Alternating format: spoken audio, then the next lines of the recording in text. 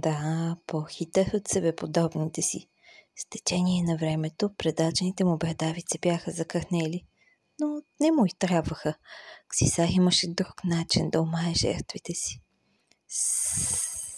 Шумящото му хрептене пропълзя по пода като черни космати пипала.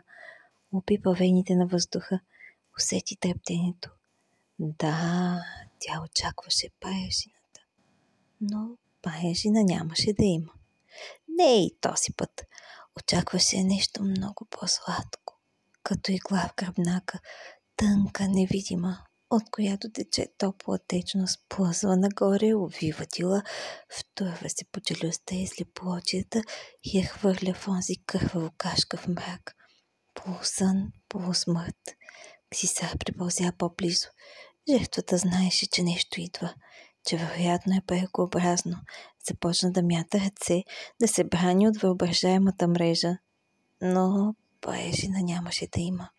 Не, ако Ксисар можеше да се смее, щеше да се смее. Сухо, напукано, но демонично създание като него беше лишено от чувство за хумор. Жертвата се въртеше, мяташе крайници като вентилатор, но застоялият въздух тавана едва потребна. Прашните облаци само се отместиха, колкото да пуснат гореща нощна струя през ръждясалата капандура. Бяха само те. Само те. Предстоеше най-сладкото, най-сластното, най-дълбокото отдаване. Отдаване на живота, на смъртта. Ксисар направи още няколко крачки. Мъхлистите му крайници изтраха дълбоки следи в праха. Жертвата застина. Разтрепери се. Трепеше отвътре и Ксисар усети страха. Сладката тръпка го обгърна. Изви се по гърба му, запълзя към челюстите и пусна кисел сок с милателния му стомах. И тогава го изрече. Заклинанието, това, което вкаменяваше кръвта, караше жертвата да се отпусне, да приеме страха, да го прегърне. Неговата запазена марка.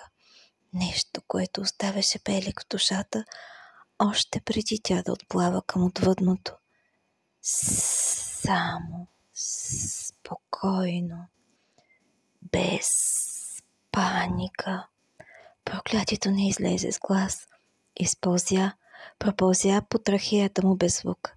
Но жертвата го чу, почувства го в костите си и за миг се отпусна. Блажено, сетне го осъзна. Бе твърде късно.